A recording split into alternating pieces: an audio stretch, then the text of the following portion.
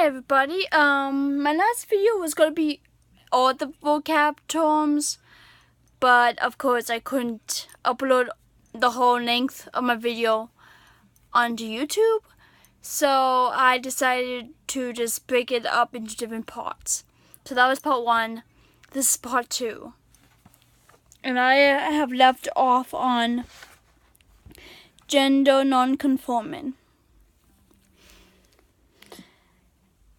A person who views their gender identity is one of many possible genders, beyond strictly female or male.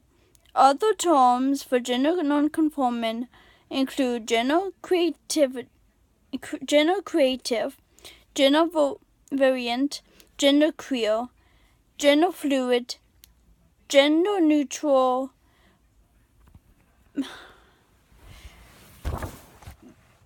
bigender,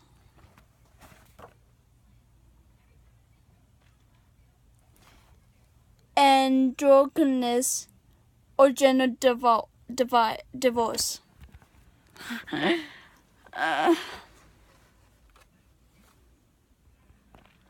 Such people feel that they exist psychologically between genders on a spectrum, or beyond the notion of the male and female binary paradigm.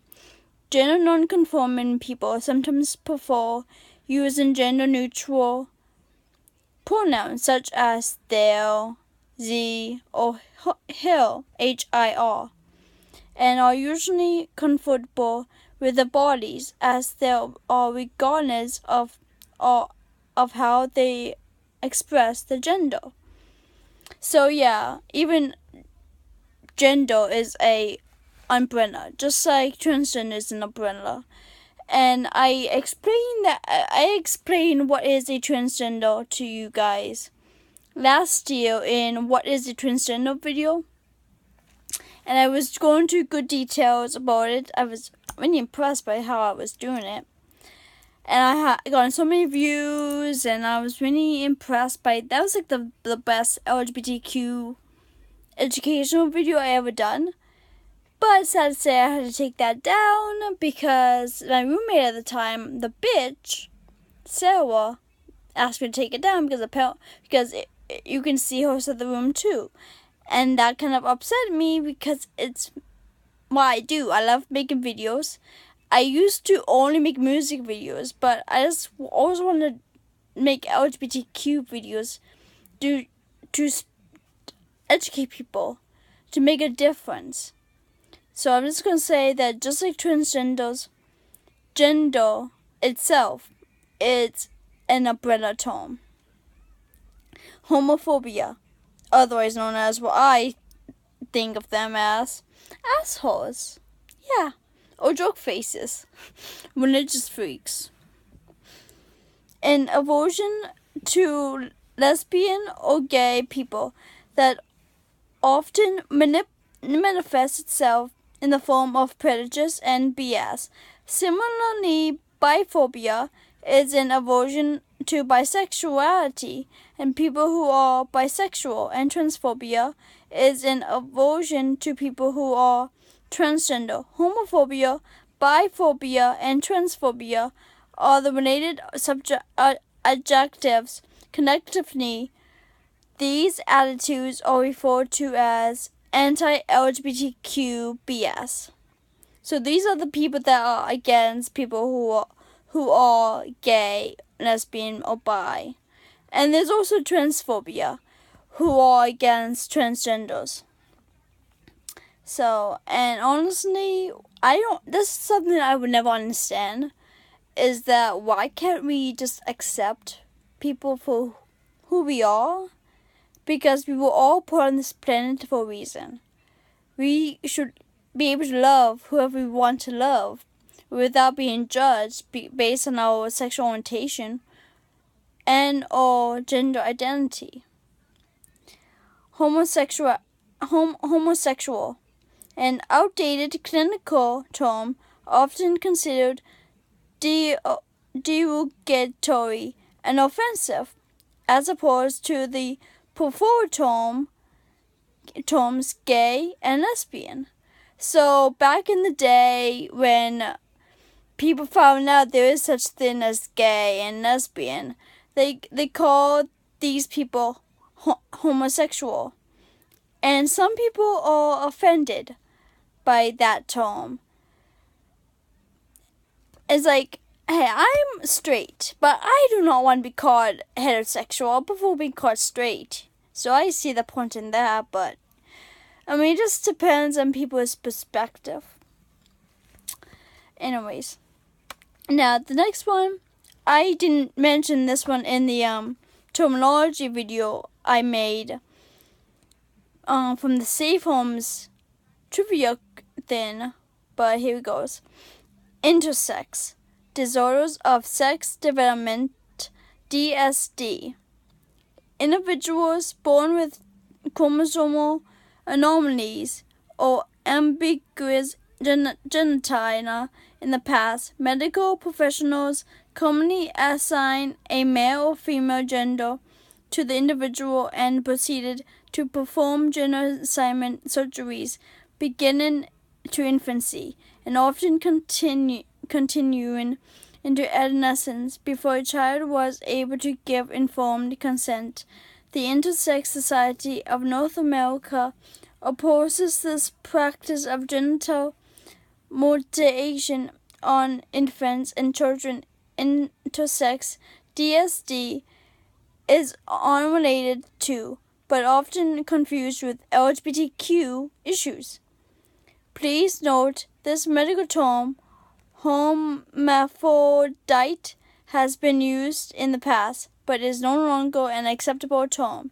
So intersex has nothing to do with the LGBTQ community. It's something completely different. It's something like, yeah, it's you were born with that too. I can't really explain it. I'm not really an expert on this subject, but I'm only telling you guys what I know, so that way you would know what I know and would help one another and decrease homophobia. The next one I would be talking about is lesbian. A woman whose emotionally, romantic, and/or physically attraction is to other women. People who are lesbians need not have had any sexual experience. It is the attraction that helps determine orientation. So it's like what I said about bisexuals and gay. You cannot force them to like the opposite sex because that's who they are. So conversion therapy, those camps to get rid of the gayness will not work because that's who they are. That's how they were born to be. LGBT, an acronym for lesbian, gay, bisexual, and transgender, which refers to these individuals collectively. It is sometimes stated as GLBT, gay, lesbian, bi, and transgender. Occasionally, the acronym is stated as LGBTA to include allies, LGBTQ with Q representing queer or questioning, or LGBTI with the I representing intersex. So they try to change the acronym so they can fit everybody. And technically, yeah, maybe originally the A is supposed to mean allies, but like I said in my last video, ally is not involved, is not in the LGBT community. Yeah, they support them, but they're not in it, so they shouldn't be in the acronym.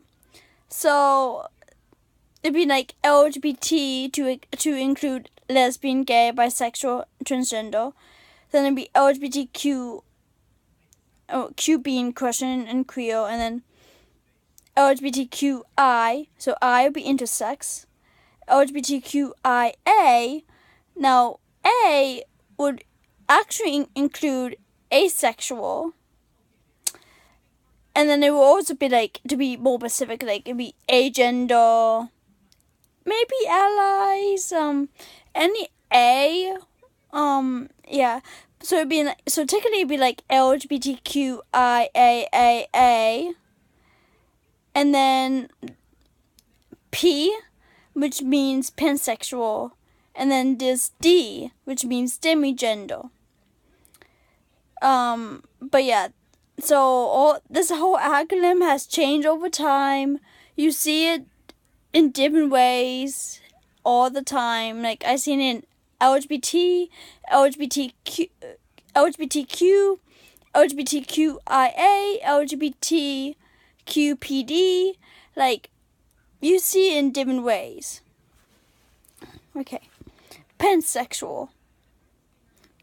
A person whose emotionally, romantically, and or physically attraction is to people of all gender identities. Biologically sexist, people who are pansexual need not have had any sexual experience. It is the attraction that helps determine orientation. So pansexual is like bisexual, except with bisexual you only like two genders. Both genders, male and female. But with pansexuals, they like everybody, not just males or females. They also they don't care if you're gay or lesbian, or straight, or even trans. They care more about your personality.